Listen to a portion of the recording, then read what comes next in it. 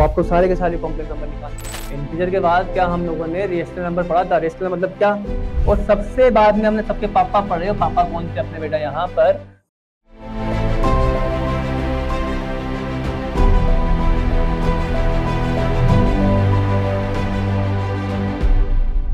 Mind map क्या है आपके लिए कि माइंड मैप में यह है कि सबसे छोटा नंबर कौन सा, नेचुरल नंबर, उससे बड़ा कौन सा सर, होल नंबर, उससे बड़ा कौन सा सर, होल नंबर के बाद तो इंटीजर हम लोगों ने पढ़ा था, इंटीजर आ जाएगा सर। इंटीजर के बाद कौन सा बताइए सर, इंटीजर के बाद क्या रेशनल नंबर हम लोगों ने पढ़ा था क्या, बोलो। इंटीजर के बाद क्या हम लोगों ने रेशनल नंबर पढ़ा था, रेशनल मतलब क्या, क्यों, रेशनल नंबर को हम लोग किससे रिप्रेजेंट करते हैं बेटा, यहाँ पर क्यू से रिप्रेजेंट करते हैं। और यहाँ पर उसके रेशनल नंबर के बाद क्या आएगा, रेशनल नंबर के बाद सर हम लोगों ने पढ़ा यहाँ पर रियल नंबर, क्या पढ़ा हम लोगों ने यहाँ पर, रियल नंबर पढ़ा, तो आर आ जाएगा यहाँ पर। और सबसे बाद में हमने सबके पापा पढ़े, और पापा कौन थे अपने बेटा यहाँ पर, वो थे अपने पास यहाँ पर कॉम्प्लेक्स नंबर, जेड मतलब कॉम्प्लेक्स नंबर, ठीक है, आर मतलब रियल नंबर, क्यू मतलब रेशनल नंबर, आई मतलब इंटीजर्स, डब्ल्यू मतलब होल नंबर, और एन मतलब नेचुरल नंबर। तो जो इरेशनल नंबर को हम लोग किससे रिप्रेजेंट करते हैं, तो यहाँ लिख लीजिए क्यू डैश मतलब इरेशनल नंबर।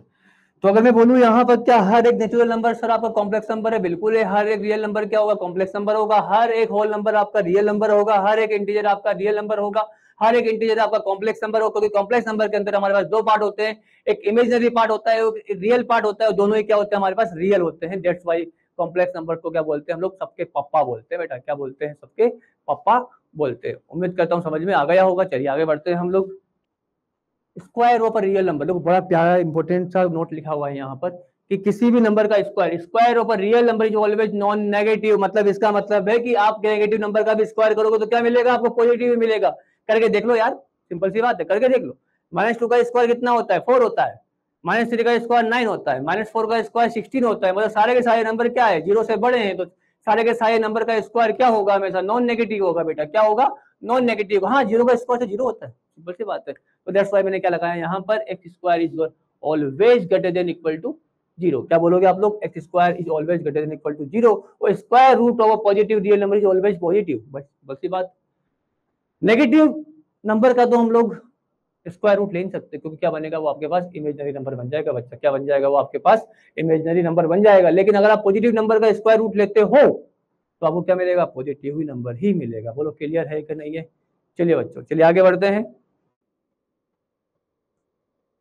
हाँ, अब यहाँ पर कुछ चीजें ऐसी हैं जो मैंने आपको सवाल पूछे हैं कि सर अगर if a plus √2 plus B equal to 3√2 plus 4 है तो find the integral value of a and b। तो देखो यहाँ पर इंटीग्रल वैल्यू निकालनी है। सिंपल सी बात यह है कि यार एक काम कीजिए कि अगर कंपेयर कर दीजिए, यहाँ पर क्या कर दीजिए, कंपेयर द कोएफिशिएंट्स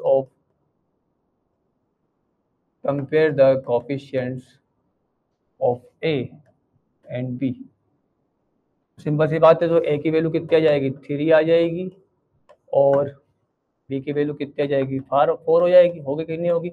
और अपन ने यहाँ पर अपन ने जस्टिफाई भी कर दिया है, क्यों, क्योंकि अपन ने यहाँ पर निकाला है। अगर ऐसे नहीं है, समझ में आता है आपको, तो एक काम कीजिए कि भैया यहाँ पर a√2 क्या दे रखा है आपको, a√2 प्लस का b इक्वल टू 3√2 प्लस 4 दे रखा है। सब कुछ लेके आ जाइए, कितना बनेगा, a√2 माइनस का 3√2 plus b minus 4 equal to 0। Common ले लीजिए √2 को बेटा, √2 कॉमन लिया कितना आएगा, a माइनस 3 आएगा, और b माइनस का 4। तो यहाँ पर क्या दे रखा है, 0 प्लस 0 दे रखा है। सिंपल सी बात है, 0 प्लस 0 दे रखा है।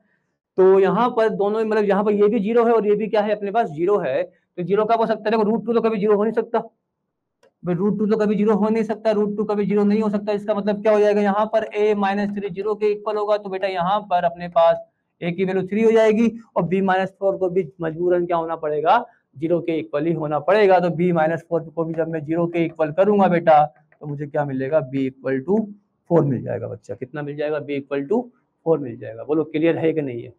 क्लियर है बच्चों, तो थम्स अप कर दीजिए जल्दी से बेटा, जल्दी से थम्स अप कर दीजिए। Very good, very good. चलिए आगे बढ़ते हैं। एक चीज लगी हुई है आपके सामने, बार।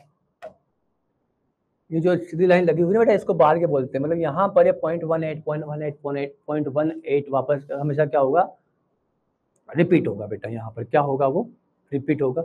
जब वो रिपीट होगा आपके लिए, तो मतलब यहाँ पे करना क्या है, जितने नंबर पे बार लगाना होता, बार लगा होता है, उतने नीचे आप 9 लगा दीजिए। तो कितने नंबर पे 9 लगेगा। यहाँ पर 2 नंबर पे बार लगा हुआ है, मतलब 2 नंबर रिपीट कर रहे हैं, तो नीचे कितने नंबर पे 9 लगेगा। कितने 9 आएंगे आपके पास, 2 9 आएंगे बेटा। यहाँ पर कितने 9 आ जाएंगे, 2 9 आ जाएंगे। और नंबर वैसा का वैसा। और कितने नंबर पे बार नहीं है, यहाँ पर तो एक भी नंबर पे बार नहीं है। मतलब यहाँ पर एक भी नंबर पे बार नहीं, तो 2 नंबर पे बार है, तो 2 नंबर मैंने नंबर वैसा का वैसा रख लिया। उसके बाद उनमें से वो नंबर माइनस करना है जितने नंबर पे बार नहीं है।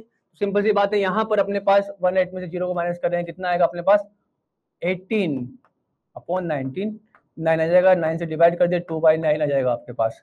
नहीं, 2/11 आएगा यार, मैं पगला गया हूँ। क्या आएगा, 2/11 आ जाएगा। सिमिलरली यहाँ पर देखो 0.16 बार बार रिपीट होगा आपके पास, तो 16/99 आपके पास आ जाएगा।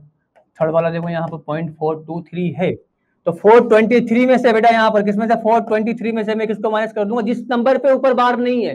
किस नंबर के ऊपर बार नहीं है, 4 के ऊपर बार नहीं है, तो 4 को माइनस कर दीजिए। अपॉन कितने नंबर के ऊपर बार है, 2 नंबर के ऊपर बार, 999 आ जाएगा। कितने नंबर के ऊपर बार नहीं है, 1 नंबर के ऊपर बार नहीं है, मतलब यहाँ पे कितना आ जाएगा, 0 आ जाएगा। बोलो क्लियर। ये था शॉर्टकट। क्या था बेटा यहाँ पर, ये शॉर्टकट। तो आंसर कितना आएगा यहाँ पर अपने पास, यहाँ पर जाएगा 419/990। ये आपने एक्सप्रेस कर दिया है। क्या कर दिया बच्चा, यहाँ पर आपने इसको एक्सप्रेस कर दिया है।